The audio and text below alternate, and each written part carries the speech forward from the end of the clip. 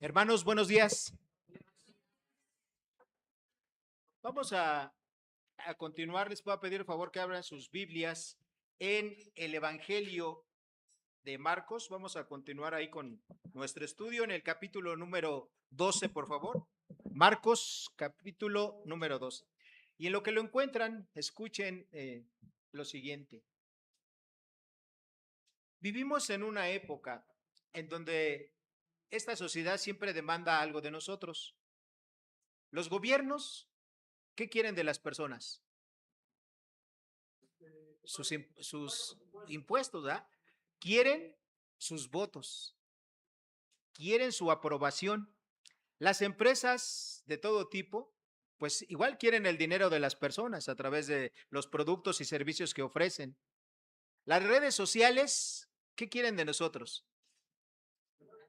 Igual, ¿verdad? Nuestro tiempo, nuestra atención, estar ahí pendientes de todos los acontecimientos que ocurre. Quieren nuestro likes, ¿verdad? Las personas que ahí se anuncian, quieren que nosotros nos sintamos contentos y felices con lo que ellos ponen. Pero hay una pregunta más profunda.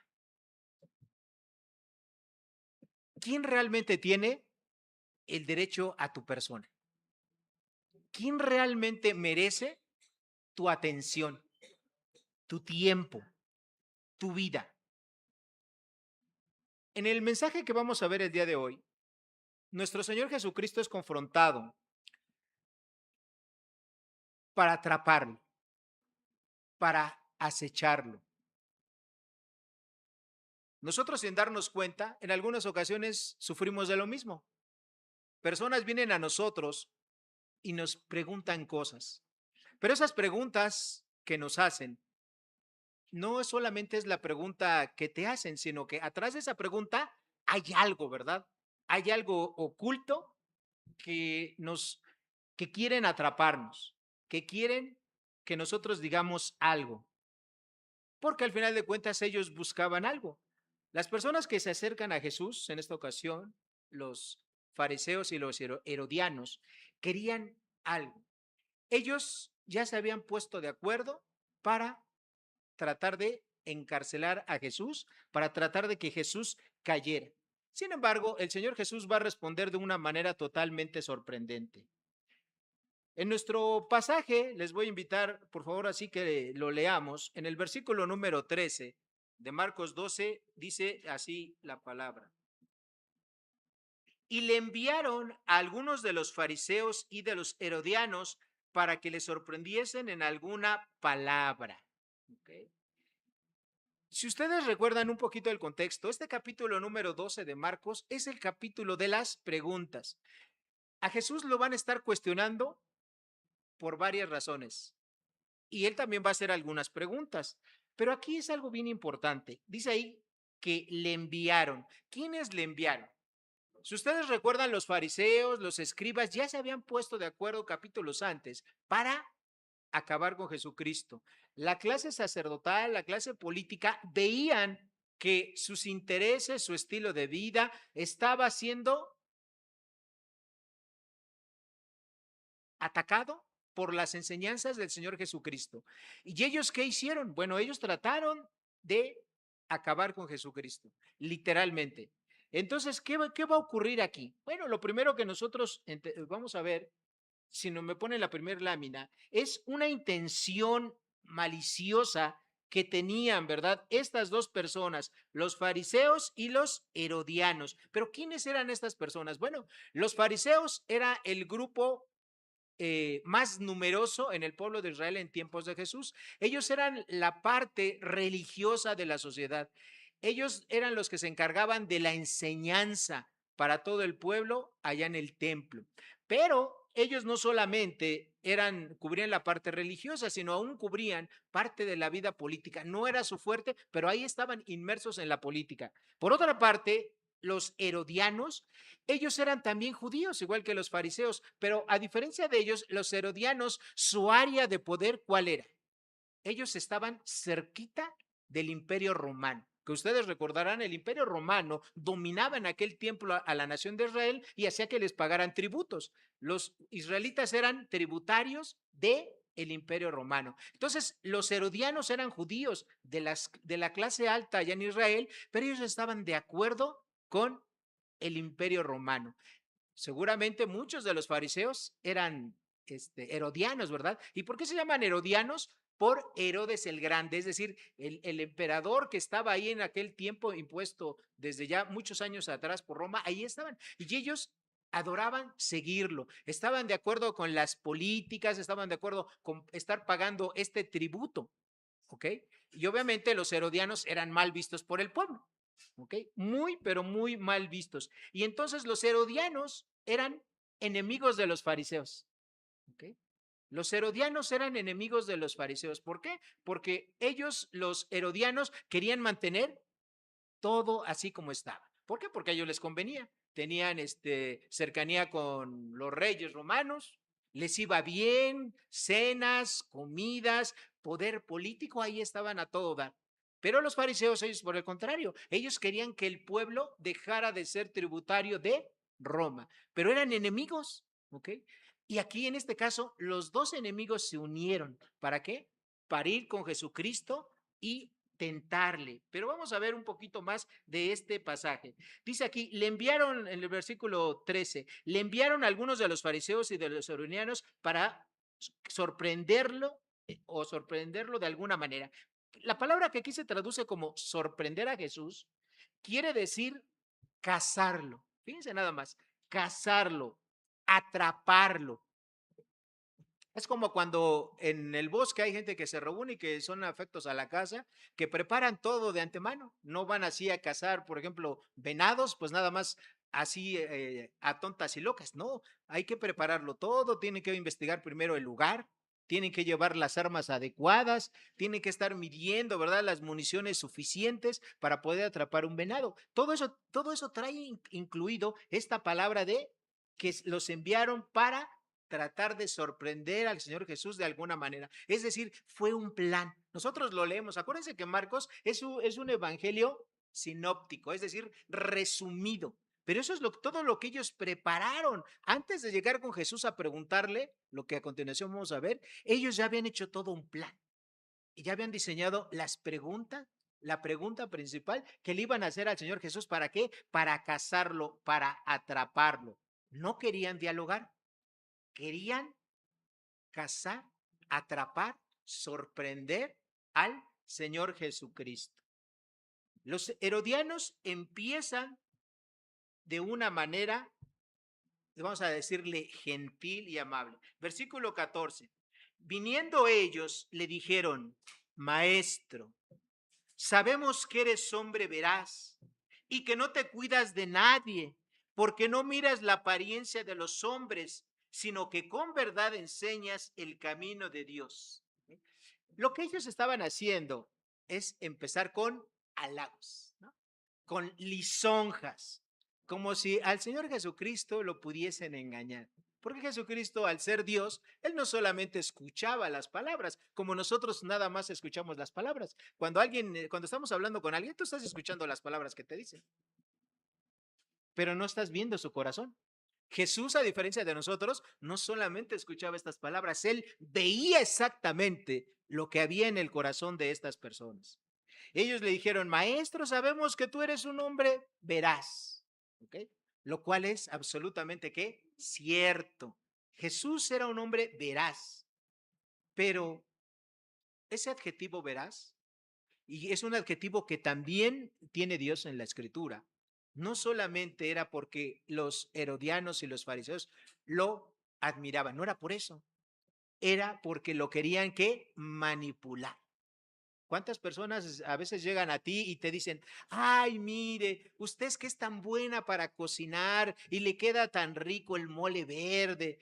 ¿Por qué no me hace un poco, no?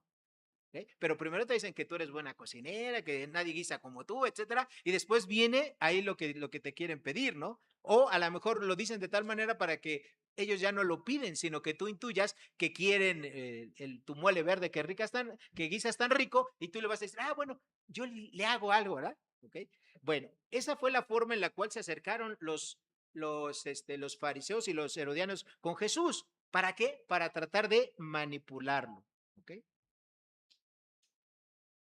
Nosotros como cristianos, como hijos de Dios, tenemos que ser cuidadosos y observadores cuando la gente habla con nosotros. ¿Por qué?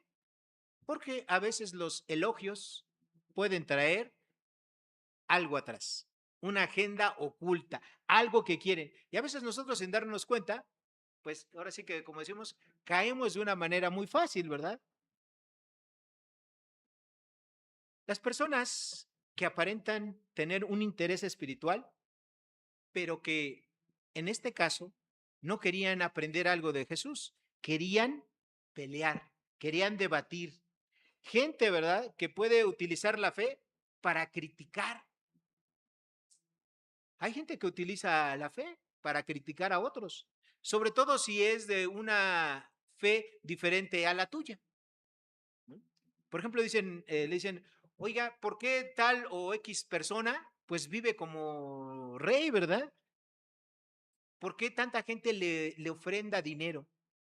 ¿Y por qué vive así como rey, no? O dicen, no, bueno, pues es que los pastores o X o Y personas, los líderes de la iglesia, pues son bien ricos, ¿verdad? Se enriquecen con tantas ofrendas. Y obviamente eso no lo hace, aunque son en algunos casos de manera muy triste, ¿verdad? Para los que nos dedicamos a este trabajo, pero sí hay gente que abusa de la autoridad que Dios les ha conferido. Y entonces, pero una persona de otra religión normalmente se suele para atacarlo y dice, todos son iguales, ¿no? Nada más quieren obtener algo de ti, ¿no? Y hablando del dinero. Entonces no utilizan la fe para aprender, sino para criticar. No quieren ser transformados por el Evangelio de Cristo. Cuando yo estuve estudiando en el seminario, en una ocasión llegó un grupo de jesuitas y hablaron con el director del seminario y le dijeron, sabemos que ustedes de aquí enseñan, ¿verdad? Y ellos abiertamente lo dijeron, nosotros somos jesuitas y queremos aprender un poco más de ustedes, ¿no? Y hablaron con el director del seminario y dijo, bueno, pues qué bueno, están bien, pues sí, si quieren pueden participar en la clase, pero tienen que estar sentados y no pueden opinar. Ahora sí que convencieron al director del seminario de permitirles estar ahí en la clase. Y apenas empezó la clase y llegaron a la clase correcta, seguramente ellos ya habían ido antes, pero no habían dicho. Llegaron a la clase correcta y cuando se estaba hablando de un tema sensible, ellos empezaron a participar y a debatir con el maestro para tratar de imponer lo que ellos creían acerca de la doctrina, ¿no? Y ahí en ese momento, pues el director que estaba presente se dio cuenta que prácticamente hicieron esto, ¿no? De que ellos como jesuitas iban para tratar de meter su doctrina ahí y querían nada más pleitear, querían debatir, no querían realmente aprender lo que se estaba enseñando en el seminario donde yo acudí. Y obviamente, pues hicieron este tipo de cosas. Y hermanos, hay ocasiones que eso se da de una manera así real, pero hay otras veces que son de maneras más sutiles, más ocultas. Entonces nosotros como cristianos pues tenemos que estar muy avisados, ¿verdad? Jesucristo dice que nosotros tenemos que ser prudentes como serpientes, ¿verdad? Pero también tenemos que ser como las palomas. Entonces nosotros tenemos que estar al cuidado. De verdad, hermanos, a veces como cristianos podemos pecar de ingenuidad. Confiamos demasiado fácil en las personas que no son cristianas simplemente porque los vemos a lo mejor en necesidad o porque utilizan aquí, ¿verdad? Muchas palabras lisonjeras, ¿verdad? Pero todo eso, atrás de eso puede haber una agenda oculta. Entonces tenemos que ser muy cuidadosos. Ahora, nosotros como cristianos, ¿cuál es nuestro proceder? ¿Nos acercamos así en ocasiones a personas como se acercaron los herodianos y los fariseos a Jesús? ¿O te acercas a Jesús para realmente aprender más de Él y para ser transformado? Espero que la respuesta de todos sea esta última, que nos acerquemos a Jesús, a la Biblia, para aprender más y para que nos transforme, porque la palabra de Dios tiene ese beneficio de que transforma nuestra alma. La gente que vemos así muy típicamente de este ejemplo, pues son los vendedores. A veces tú vas a un centro comercial y hay vendedores, sobre todo en los fines de semana, de todo tipo, ¿verdad? De seguros, de autos, de cremas. Y bueno, obviamente te saludan y son muy amables y te dicen, ay, qué bien vestido viene usted, o que si llevas un niño pequeño te dicen, ay, qué bonito está su hijo, etcétera, ¿no? Todas esas son frases, ¿verdad? Para que tú bajes la guardia. Y después de eso, ¿qué te dicen? Oiga, por cierto, yo aquí vendo una crema, con esta crema, no, hombre, usted se va a ver como 15 años más joven. ¿A poco no quiere verse 15 años más joven? Y si más se vas con tu esposo, ¿qué le dice? Señor, ¿no le gustaría tener a usted a una mujer que se viera 15 años más joven? ¿No? Pero ellos pues tienen algo, ¿verdad? Ellos quieren algo de ti, ¿ok? Que es que les compres lo que ellos están vendiendo, ¿ok? Entonces todo eso que hacen pues tiene un propósito. Y a veces nosotros caemos. Yo recuerdo que cuando estaba por casarme con mi esposa, una de las cosas que todavía no teníamos definido es el pago del viaje de bodas. Entonces yo fui a trabajar a Acapulco. Y en Acapulco, pues ya me acuerdo que era día domingo, ese día no trabajé, nada más trabajé hasta el sábado. Y yo dije, bueno, pues hoy sí voy a descansar, me voy a levantar tarde, salí del hotel, me fui a caminar un ratito. Y cuando iba ahí por la costera, pasé a uno de los mejores hoteles de ahí. Y en la puerta había personas, ¿no? Bien vestidos, hombres y mujeres. Y me dijeron, oiga, le invitamos un desayuno gratis, un desayuno buffet. Y yo le dije, ah, caray, pues Dios ya me quieres bendecir, ¿verdad? Tan temprano y en domingo. Y bueno, ya escuché lo que ellos me tenían que decir y me dijeron, sí, mire, le invitamos aquí en este hotel un desayuno buffet, todo lo que usted quiera comer gratis. Digo, ah, pues sí, pero qué necesito hacer yo para merecer ese privilegio, ¿no? Y ellos dijeron, no, no, no, nada más usted va a desayunar y terminando así, ¿nos puede regalar una media hora? ¿Sí? De eso estoy hablando, hermanos, de hace como 33 años. Entonces, en aquel tiempo, yo no estaba tan familiarizado con lo que eran los famosos tiempos compartidos. Entonces, bueno, pues yo desayuné todo lo que ya sabe, ¿no? Bien rico y todo eso, y ya terminando me pasaron a una sala especial donde había así parejas, y también personas solas, y a todos ya nos hicieron una presentación de que compre su tiempo compartido, ¿no? Bueno, ¿qué creen, hermanos? ¿Creen que lo haya comprado yo? ¿Que sí o que no? Sí, sí, sí lo compré porque yo tenía la necesidad, ¿verdad? De irme, de tener un recurso para irme de viaje de bodas, ¿verdad? Y bueno, pues sí lo compré, ¿no? Pero todo eso se utilizó, lo utilizaron hábilmente, ¿para qué? Pues para cumplir su propósito, ¿ok? Cerrar una venta. Sí, por supuesto, obviamente lo utilicé y me fui de viaje. Y bueno, la segunda parte de esta historia, cuando vengan a la parte de finanzas los sábados, se les voy a decir, porque ahí no acabó la historia. Pero bueno, ahorita vamos a regresar a la parte. Lo segundo que vamos a ver es de los versículos 14 y 15. Vamos a ver cuál fue la trampa que le tendieron al Señor Jesucristo. ¿Por qué la diferencia de mí? Él obviamente no iba a caer en esto, ¿ok? En lo que estos hombres quisieron hacer con él. Dice así la escritura. Dice, viniendo ellos, le dijeron, maestro, bueno, ese ya lo leímos, sabemos que eres hombre de veraz y que no te cuidas de nadie, porque no miras la apariencia de los hombres, sino que con verdad enseñas el camino de Dios. Y ahí va la pregunta, ¿es lícito dar tributo a César o no? ¿Daremos o no daremos? Ok, esa fue la pregunta con la cual querían atrapar, cazar al Señor Jesucristo. Evidentemente, era una pregunta totalmente preparada, no se les ocurrió ahí en el momento, ya la traían ellos preparada. ¿Es lícito tributar al César? ¿Es lícito que los judíos que estamos viviendo prácticamente como esclavos ante el Imperio Romano, es lícito que los judíos demos un tributo al César? Porque obviamente los judíos tenían que pagar sus impuestos a su gobierno local para mantener el templo, en fin, todo lo que se usa para los impuestos. Pero adicional era un impuesto para el César, para el Imperio Romano. Ahora, aquí la cuestión es esta. Si Jesús decía sí, ¿qué iba a pasar con todas aquellas personas que seguían a Jesús? El pueblo en general no quería pagar impuestos, sobre todo ese impuesto, un tributo a César, porque era algo injusto, ¿ok? Era un impuesto injusto. Entonces, ¿eso qué podría ocurrir? Que el pueblo rechazaría al Señor Jesucristo. Pero si el Señor Jesucristo decía, no, no es lícito pagarlo, entonces lo iban a aprender los romanos, porque iban a decir, este hombre está causando sedición, es decir, división, lo quiere poner al pueblo en en contra. Y evidentemente para ese tiempo ya había habido muchas personas que habían hecho eso, que habían levantado al pueblo y que querían atacar y quitarse, ¿verdad?, el yugo de la esclavitud del Imperio Romano. Entonces, fue una pregunta perfecta, porque Jesús si respondía que sí, ¿qué va a ocurrir? Quedaba mal con la gente.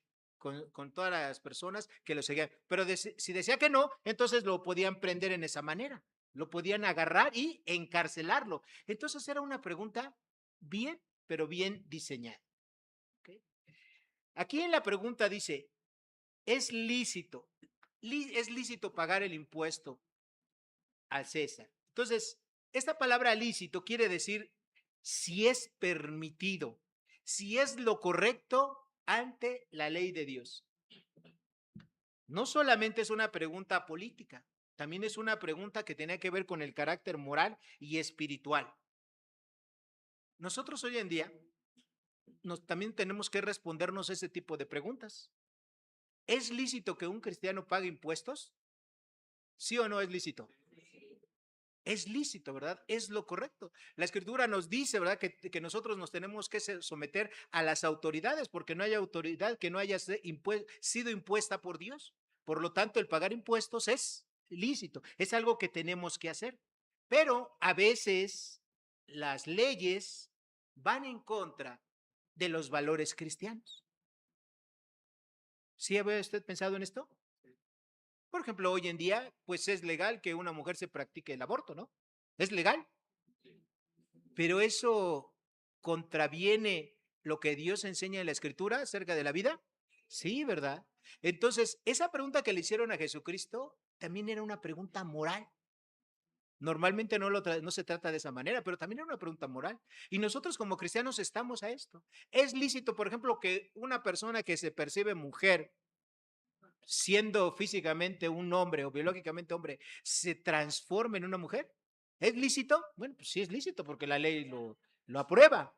Pero moralmente, ¿será eso lo que Dios quiere? No, ¿verdad?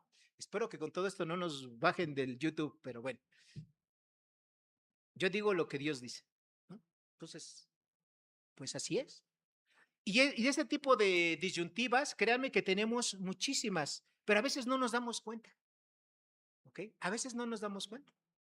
Y tenemos que decidir, y en ocasiones decidimos, pero por la parte nada más legal, sin darnos cuenta que la parte más importante es por los principios que Dios establece en la escritura, no solamente la parte legal. ¿Okay? Hoy en día, desafortunadamente, no solamente en México, sino en muchos países del mundo, hay mucha corrupción. Es una corrupción que ya prácticamente está normalizada. Y creemos, sin darnos cuenta, a veces los cristianos, frases como, el que no tranza, no avanza. Es que aquí se manejan así las cosas. Si tú no das algo, no, pues tu trámite, pues, quién sabe cuánto se vaya a tardar. ¿Okay? Es algo que ya está tristemente normalizado. Hay mentiras justificadas, cuando en realidad, pues la Biblia no tolera ninguna mentira, ¿verdad? Por muy pequeña, ni blanca e inofensiva te pueda parecer. A veces la gente, aún yendo a las iglesias, aún sigue viviendo una vida doble. Piensa que ser cristiano, portarse bien, ser gentil, ser amable, pues es para ciertos lugares, ¿no? Como la iglesia, o para ciertos momentos, como el tiempo de la oración, el tiempo de tomar un estudio, pero el resto de sus 24 horas del día puede vivir y hacer lo que quiera, cuando en realidad no es así. Cuando los principios bíblicos son para las 24 horas del día. Un cristiano no debería de tener una vida doble. no debería de vivir de una doble manera, debería de vivir siempre igual como un verdadero hijo de Dios. Hay cristianos que dicen, bueno, es que a mí eso de vivir en la iglesia, de participar en las cosas de la iglesia, como que no se me da mucho, ¿eh? Como que eso de la iglesia, pues no es para mí. Cuando en realidad, si eres un verdadero cristiano, pues es la voluntad de Dios que tú te congregues. O sea, es la voluntad de Dios que tú te reúnas con gente que tiene la misma fe que tú y que lo adores como lo acabamos de hacer, que lo alabes como hace un ratito, de manera corporativa. Eso es parte de la voluntad de Dios. El que tú tomes un discipulado para que crezcas, para que madures. Y hay gente que dice, no, pues mira, sí voy los domingos y escucho, ¿verdad? Ahí lo que digan los pastores, etcétera. Pero eso de discipularme, no, no, no. Yo tengo muchas cosas que hacer entre semana, ¿verdad? Tengo mucho trabajo, tengo muchas actividades. Y menosprecian el discipularse o menosprecian orar. Cuando eso de verdad, hermanos, pues es un privilegio y son las herramientas por medio de las cuales Dios ha diseñado que un cristiano crezca y se haga un cristiano ejemplar y un cristiano que dé fruto. Pero muchos cristianos, pues para eso no, para ellos no es importante ni el discipulado, no es importante la oración, menos evangelizar, ¿verdad? Pues ¿cómo le voy a decir a otras personas de Jesucristo? Desafortunadamente, cerca del 70% de los cristianos en las iglesias no predican el evangelio. Nunca en su vida han predicado el evangelio a una persona más. Y eso es muy triste, porque ¿dónde está precisamente tu esencia de cristiano? ¿Dónde está?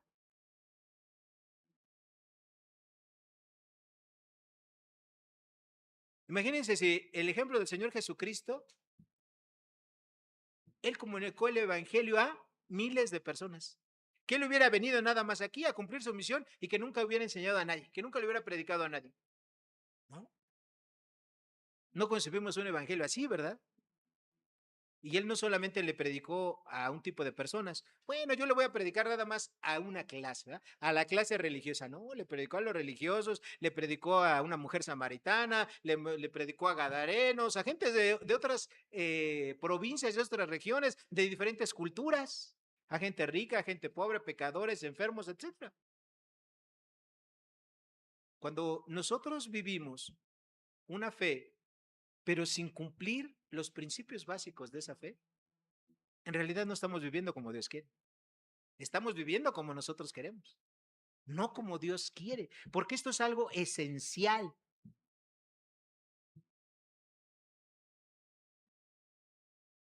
Muchos decimos que tenemos una fe, pero nuestra fe es cómoda.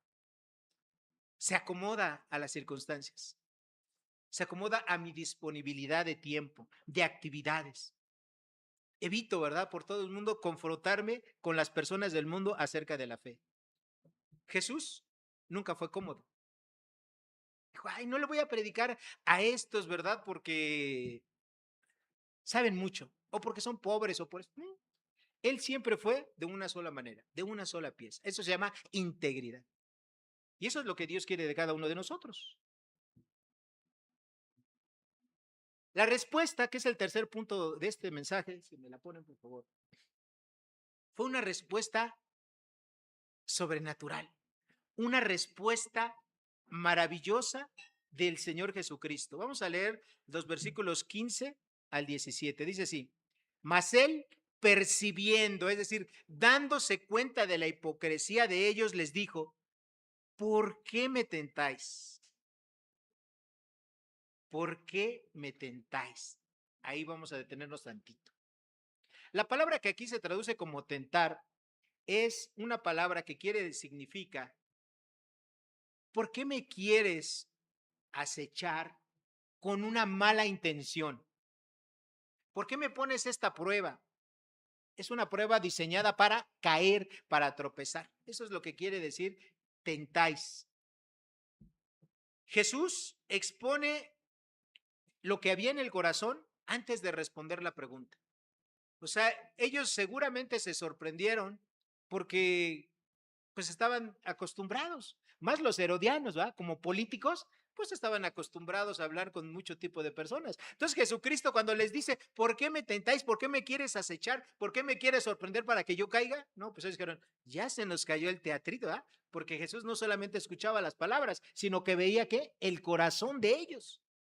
Entonces ahí seguramente ellos han de haber dicho, ya nos descubrió Jesucristo.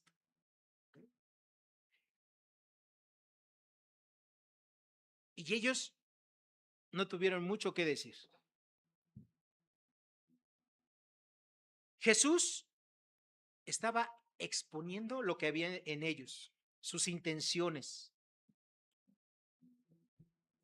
Jesús iba a utilizar una manera gráfica, ¿verdad? Los maestros de la escuela dominical le llaman una lección objetiva, una enseñanza por medio de una ilustración, algo que se pueda experimentar, que se pueda ver, que se pueda palpar. ¿Qué dijo el Señor Jesucristo? Traedme una moneda para que la vea. ¿Okay? Fue lo que dijo. Fue una ilustración. Y lo que iba a decir a continuación era totalmente sorprendente, totalmente inusual. Dice el versículo 16, ellos se la trajeron y les dijo, ¿de quién es esta imagen y la inscripción?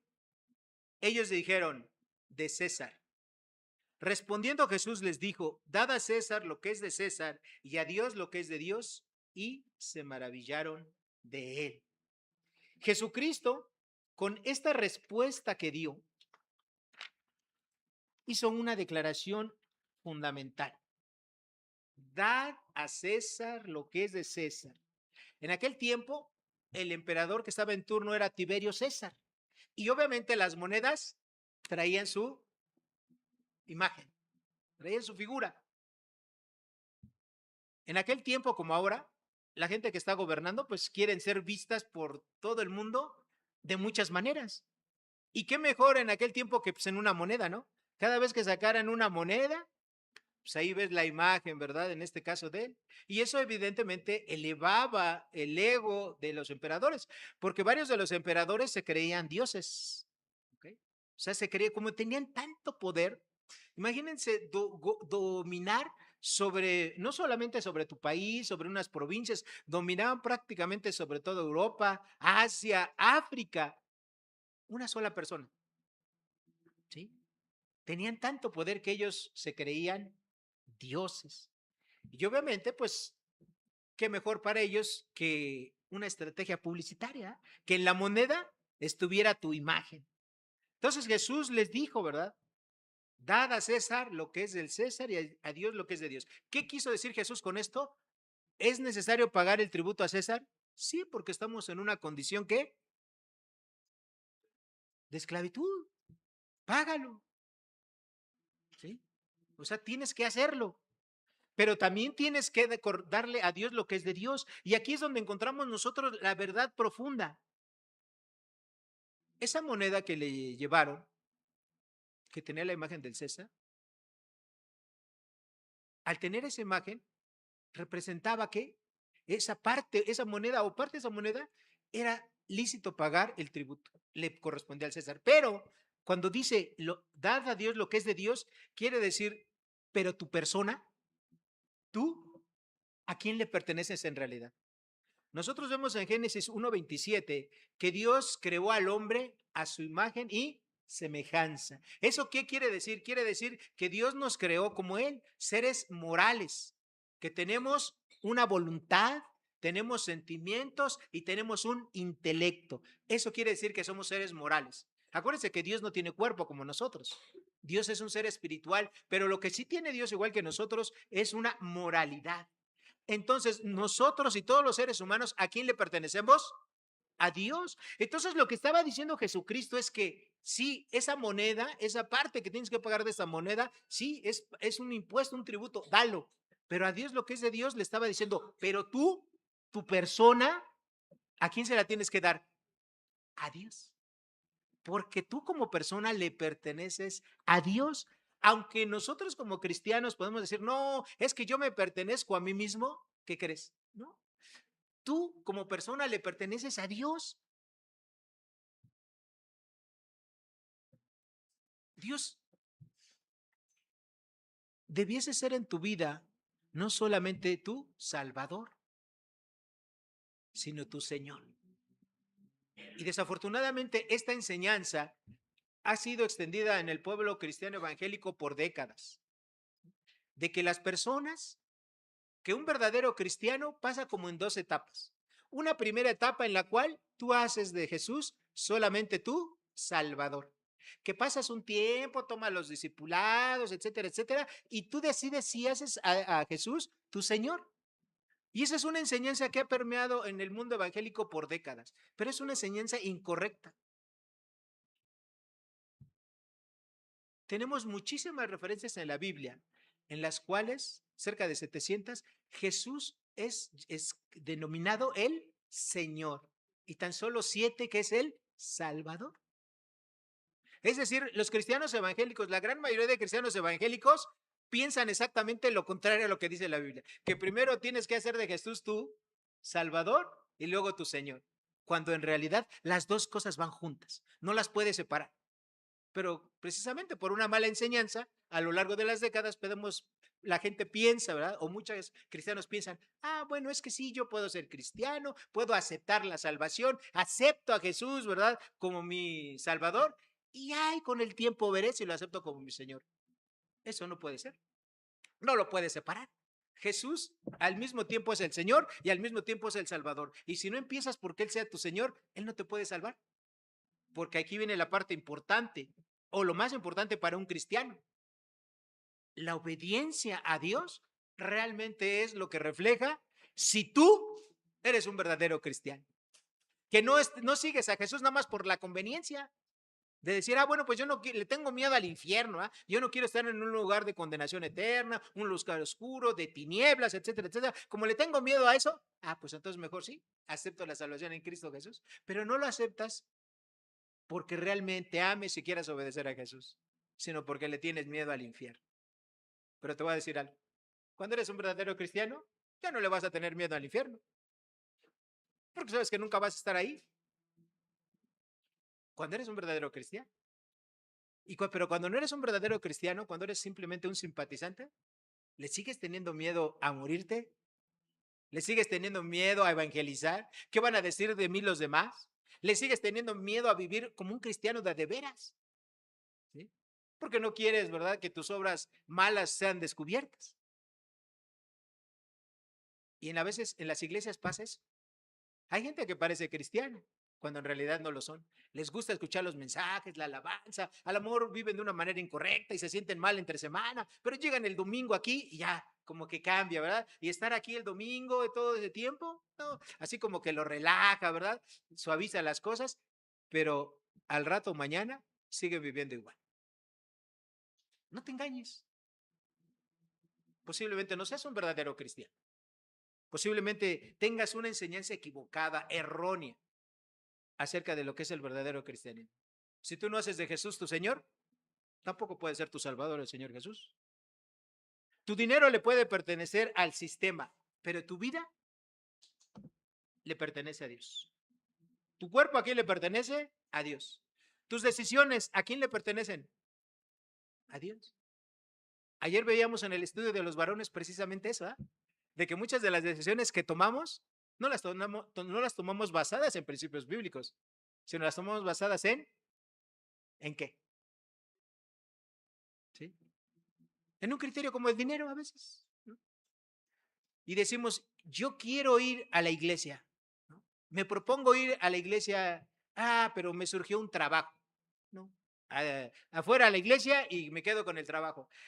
Yo quiero ir a la iglesia, pero me invitó mi amiga, ¿verdad? Mi amiga Jacinta a desayunar ese día. No, pues mejor me voy con mi amiga Jacinta a desayunar y lo de la iglesia para después. Y a veces tomamos decisiones con base a principios que no son los principios de la Biblia.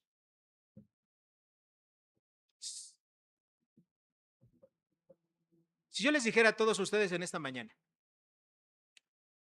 saquen sus carteras. Seguramente ustedes van a decir, este hermano ya se volvió del pastor de la prosperidad, pero no. Si yo les dijera a ustedes, saquen sus carteras, y después de que saquen sus carteras les dijera, saca tu INE. ¿Sí traen INE? Unos dicen que sí y otros que no. Si yo les dijera a los que sí traen, saquen su INE. ¿Ok? Esa INE, ¿qué foto trae? La tuya, ¿verdad? Por lo tanto, ¿a quién le pertenece? A ti, ¿correcto? Lo mismo es Dios. Dios nos creó. Nosotros le pertenecemos a Dios. Pero a veces no le queremos pertenecer a Dios. Nos queremos pertenecer a nosotros mismos, al mundo, a todo menos a Dios. ¿Qué provocó esta respuesta de Jesús? Versículo 17, la parte B. Y es el punto número 4 y último de este mensaje. ¿Cuál fue la reacción ante esto? Versículo 17, parte A. Y se maravillaron de él. 6 palabras nada más. Los herodianos, la comitiva que iba ahí, los fariseos, se maravillaron de Jesucristo con una respuesta. No lo pudieron atrapar en lo que ellos querían. Tampoco pudieron responder. Marcos aquí nos dice que se maravillaron, es decir, se asombraron profundamente, se quedaron impactados, se quedaron anonadados. No supieron qué hacer. Como decía una frase en un comercial de hace muchos años, y que me quedo callado, ¿no? Así se quedaron, callados ante la gran sabiduría del Señor Jesucristo. No pudieron responder, no pudieron atraparlos, solo se quedaron en silencio y se fueron. Cuando Jesús habla la verdad en la Escritura, esa verdad incomoda, esa verdad confronta. Pero ¿sabes una cosa? Esa verdad también transforma a aquella gente que realmente le acepta. Jesús no solamente respondió, y con esto estoy entrando a la conclusión, no solamente respondió una pregunta política, respondió la pregunta más importante que un cristiano se tiene que hacer en su vida. ¿A quién le perteneces? Tú como cristiano, ¿a quién le perteneces?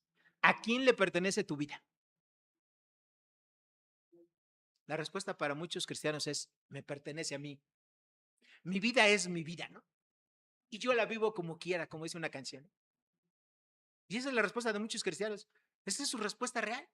Mi vida es mi vida y yo la vivo como quiera. Es más, hasta unos cantan la canción, yo soy quien soy y no me parezco a nadie, ¿no? Pensando que su vida es Dios. Pero un cristiano real y verdadero, la única respuesta que tiene es, mi vida le pertenece a Dios. Y yo espero que después de esta mañana, tu vida realmente le pertenezca a Dios. Hoy tienes dos opciones. O seguir viviendo como tú quieres o rendir completamente tu vida a Dios. Un día de la vida, Dios te va a pedir tu INE. Y tú le vas a decir, ¿esta vida me pertenece a mí o esta vida te pertenece a ti? ¿Y tú qué le vas a decir a Dios? Esa es una pregunta que cada uno de nosotros tiene que contestar. ¿A quién realmente le pertenece tu vida?